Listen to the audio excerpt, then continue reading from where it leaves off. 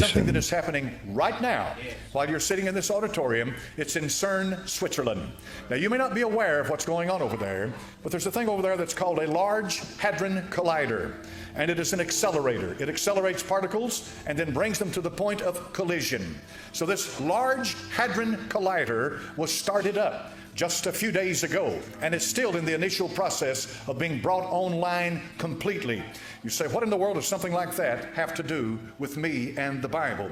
It has a lot to do with you and the Bible. I cannot and will not attempt to speak as a physicist. It would make me look like a fool.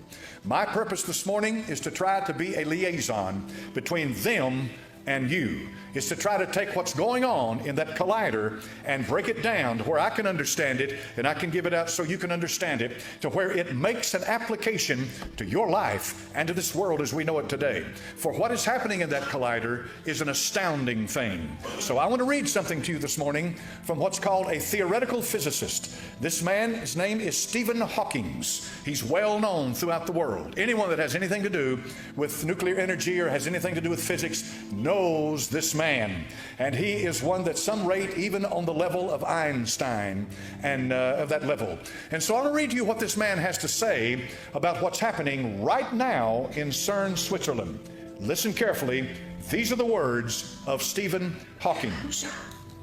He recently warned the reactivation in March of CERN's Large Hadron Collider could pose grave dangers to our planet. The ultimate reality, check, we are warned.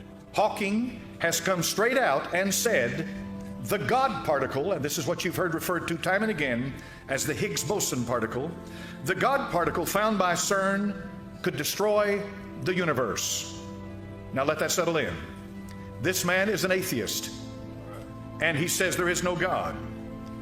Yet he says that what's happening right now in CERN, Switzerland, and I'll give you what they're trying to do in a moment, what's happening at this very minute in CERN, Switzerland, has the potential to destroy the universe.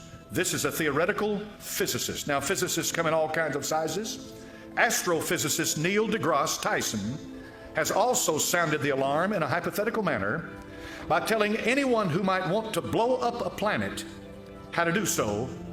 Is this CERN's attempt to do so by attempting to recreate the Big Bang within a man-made structure? This has frightened Stephen Hawking so much. Do they know that they know that they know what they are doing? Ask yourself, how much energy is keeping it together? Neil deGrasse Tyson told co-host Eugene Merman on his Star Talk radio show, then you put more than that amount of energy into the object, it will explode. Now, I think I've got your attention. I've quoted two physicists. These are scientists. These men do not agree with what's happening in CERN, Switzerland right now. There is a 17-mile-long accelerator that lies 300 feet beneath the surface of the ground. This area is where France and Switzerland come together. So part of this accelerator is located in France and part of it in Switzerland. It is a joint European project. The United States of America is there as an observer, but the brain power that's going in to this experimentation originates in Europe. They are attempting to recreate what they believe happened that brought all of this into existence as being the Big Bang.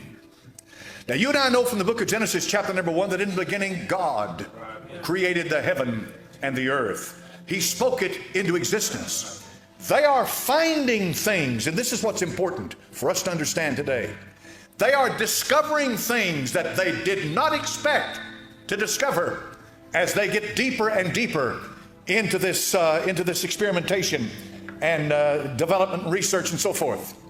They are beginning to find out that there is a whole lot more to the creation than they had ever given thought to before. They're beginning to find out that there's something going on here that boggles the human mind, that literally blows us apart when we try to even comprehend what's happening. This 17-mile long underground tube that is located there in Switzerland has, I think, 4 or 5 different points where they collide with, some say protons and maybe something else, but particles that are being moved at or above the speed of light inside this collider. Now, for your information, there is one near us in Oak Ridge, Tennessee, but it is not nearly as large as what we're dealing with here. And apparently, the larger the collider, the more speed that they can attain, and the more they're able to get deeper into what they're looking for. They're looking for the very building blocks of what brought all of this together. To give you an analogy, let's say you have a house. You observe that house, it's beautiful. You think, my goodness, let's see how this is put together. And so you start taking the house apart and you expect to find nails, but instead you find glue. That fascinates you that much more because you find glue holding this house together. You wonder to yourself, what was this glue like before its hardened state? Because you see, once the glue glues the things together, it hardens, solidifies. They want to know what the glue was like in its liquid state. So they're going through this to go back to that point to where they can separate and find out what this was like then. And by doing that, of course, they can build on the information and knowledge that they attained. Now, what's going to follow in the message this morning is the implications of what's going on. But let me give you just a little bit of what has been happening. Where they have done this experimentation, strange things are happening, unexpected by the scientists. Paranormal phenomena, they like to call it. Apparitions, ghosts, all kinds of demonic spirits are beginning to manifest themselves in ways. Here we have, in CERN, Switzerland, a huge wheel. Inside